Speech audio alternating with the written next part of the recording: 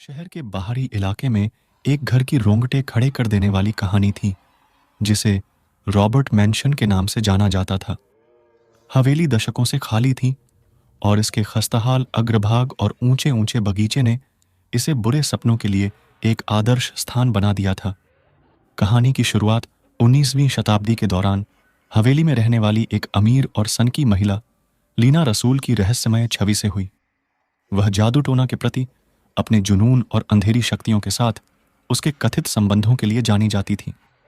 जैसा कि कहानी कहती है, लीना रसूल शाश्वत जीवन से ग्रस्त थी और उसका मानना था कि अमरता की कुंजी उसकी हवेली के भीतर छिपे एक निषिद्ध अनुष्ठान में है। उसने एक चरम सीमा तक कई अनुष्ठान किए। जब उसको लगा कि इतने अनुष्ठान करने के बाद भी सफलता नहीं मिली, तो उसने एक बड़ा कदम उठाया और अपने आप को हवेली के अंदर बंद करने के लिए हवेली में ही एक अनुष्ठान में अपने आप को ही अर्पित कर दिया, जिससे उसकी आत्मा हवेली के अंदर ही कैद हो गई। एक चांदनी रात में किशोरों के एक समूह ने हवेली की कहानियों से आकर्षित होकर इसकी डरावनी गहराइयों का पता लगाने का फैसला किया।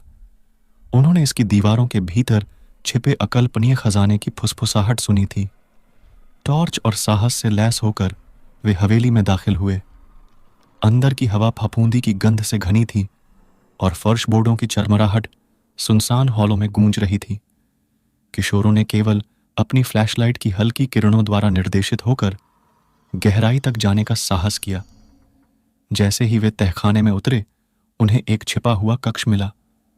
कमरे के केंद्र में एक भयावह प्राचीन दिखने वाली वेदी थी, जो रहस्यमय प्रतीकों से ढकी हुई थी। किशोर अपनी जिज्ञासा को रोक नहीं सके और चिन्हों को समझने लगे।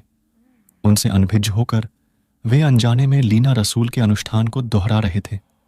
अचानक चैम्बर में ठंडी हवा चली, जिससे उनकी फ्लैशलाइटें बुझ गईं। जब उन्होंने खुद को अंधेरे में घिरा हुआ पाया, तो उनमें घबराहट फैल गई।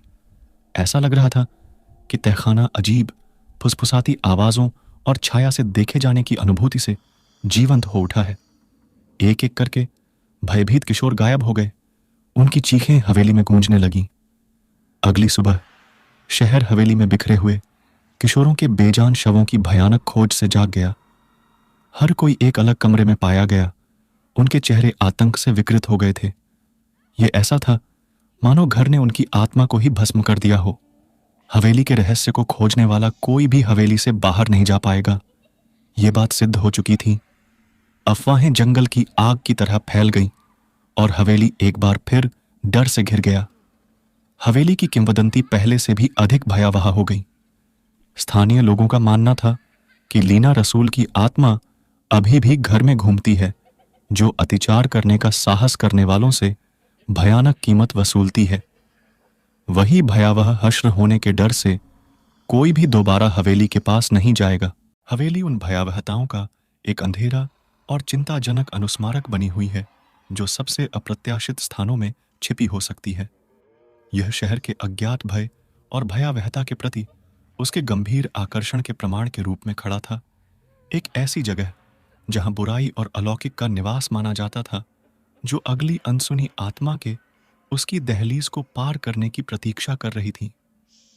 प्रिय दर्शकों, यह कहानी एक काल्पनिक घटना पर आधारित है। इसका वास्तविक जीवन से कोई संबंध नहीं है। अगर कोई समानता होती है, तो इसको महज एक संयोग माना जाएगा।